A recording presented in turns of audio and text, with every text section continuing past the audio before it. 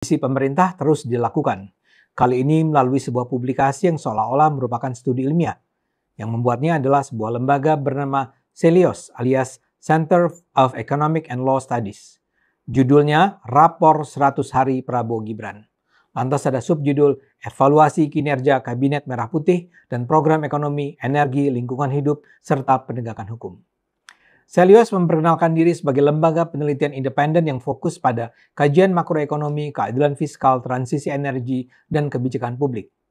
Tapi hasil studinya kali ini luar biasa buruk.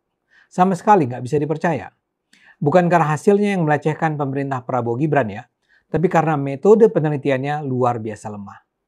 Berdasarkan studinya, CELIOS menilai pemerintah Prabowo Gibran memiliki kinerja sungguh buruk.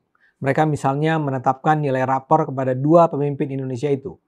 Prabowo memperoleh nilai 5, sementara Gibran memperoleh nilai 3. Bukan itu saja, menurut mereka secara keseluruhan kinerja Kabinet Prabowo Gibran selama 100 hari pertama mengecewakan. Yang mendapat penilaian rendah bukan hanya Prabowo Gibran, tapi juga kabinetnya. 49% responden yang diwawancara menyatakan kinerja kabinet buruk. 47% responden menganggap kualitas kabinet buruk. 68% responden menganggap komunikasi kebijakan kabinet buruk. 70% menganggap tata kelola anggaran kabinet buruk. Sekitar 47% responden menganggap pencapaian program kabinet buruk. Bahkan 55% responden menilai buruk kesesuaian rencana kebijakan dengan kebutuhan publik. Jadi bisa dibilang menurut CELIOS secara keseluruhan pemerintahan Prabowo Gibran itu di bawah standar. CELIOS juga bikin rapor menteri-menteri. Yang dinilai paling buruk adalah Natalius Pigai, Menteri HAM, dengan skor minus 113. Yang kedua terburuk adalah Menteri Koperasi Budi Aristiadi dengan skor minus 61 poin. Lalu yang ketiga terburuk adalah Menteri Energi dan Sumber Daya Mineral Bahlil Lahadalia dengan skor minus 41 poin. Keempat terburuk adalah Menteri Kehutanan Raja Juli Antoni dengan skor minus 36 poin. Dan yang kelima terburuk adalah Menteri Desa dan Pembangunan Daerah Tertinggal Yendri Susano dengan skor minus 28 poin. Kelima menteri itu diusulkan CELIOS untuk diganti, reshuffle oleh Prabowo. Hasil studi ini jelas mengejutkan. Apalagi kita baru saja memperoleh informasi bahwa hasil survei nasional Litbang Kompas menunjukkan bahwa sekitar 80% rakyat Indonesia menyatakan yakin dengan kepemimpinan Prabowo. Jadi jomplang sekali. Tapi pertanyaannya, apakah metode penelitian yang mereka gunakan untuk tiba pada kesimpulan itu? Disinilah letak masalahnya. Menurut CELIOS, untuk melakukan evaluasi terhadap kinerja Prabowo Gibran beserta kabinetnya selama 100 hari pertama mereka mewawancarai 95 jurnalis dari total 44 lembaga pers di Indonesia.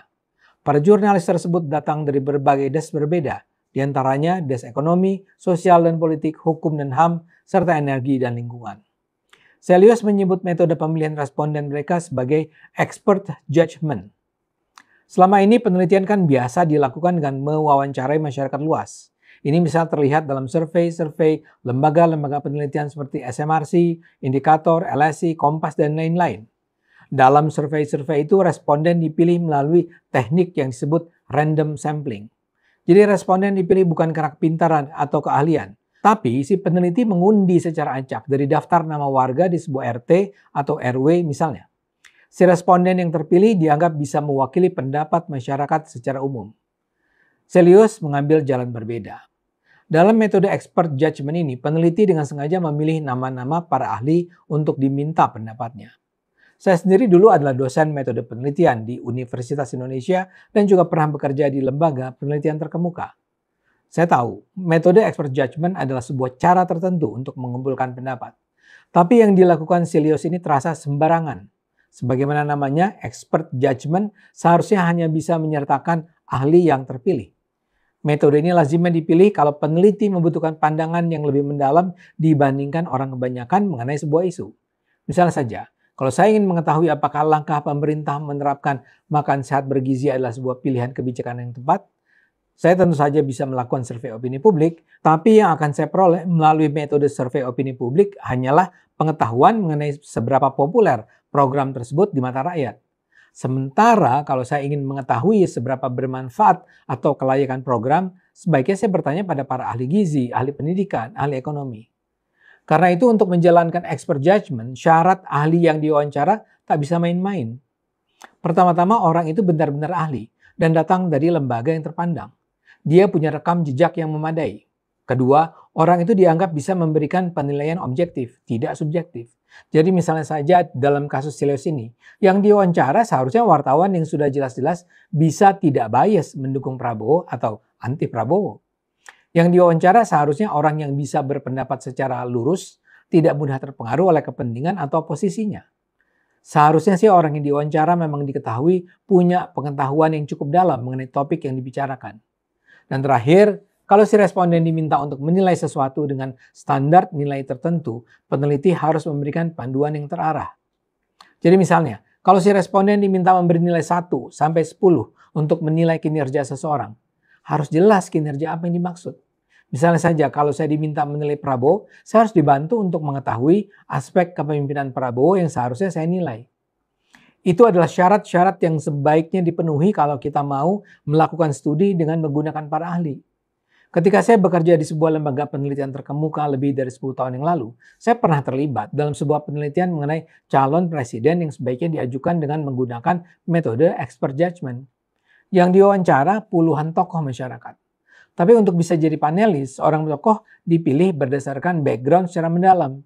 Jadi misalnya saja, untuk ilmuwan, orang itu harus punya gelar minimal doktor.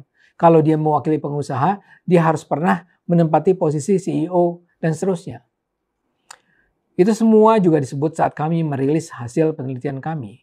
Bahkan nama-nama para ahli yang diwawancara dimuat dalam publikasi hasil survei kami. Itu perlu dilakukan agar pembaca atau masyarakat bisa menilai keterandalan penentuan nama-nama calon presiden yang kami umumkan. Ini yang tidak terlihat dalam studi Selios. Halayak sama sekali nggak punya informasi secuil pun tentang siapa yang memberi penilaian terhadap kinerja pemerintah. Kita tidak tahu apakah yang diwawancara adalah seorang wartawan, redaktur pelaksana, atau pemimpin redaksi. Kita tidak tahu apakah yang diwawancara datang dari media besar seperti Tempo, Kompas, Liputan 6, Republika, Media Indonesia, Detik, CNN, atau media kecil tak terkenal dari kota di Sumatera. Kita tidak tahu apakah yang diwawancara adalah jurnalis berpengalaman atau baru 1 tahun menjadi jurnalis. Karena halayak tidak diberi informasi, bagaimana kita bisa menilai judgement mereka?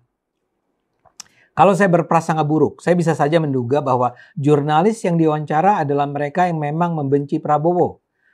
Jadi memang tak ada satupun cara untuk bisa menilai keterandalan studi ini. Terus terang kalau saya sih menduga bahwa apa yang dilakukan Selios ini adalah bagian dari upaya untuk mendelegitimasi Prabowo Gibran bersama kabinetnya. Mereka berusaha terus menggerus kepercayaan publik pada pemerintah. Ayo gunakan akal sehat, karena hanya kalau kita gunakan akal sehat, Indonesia akan selamat.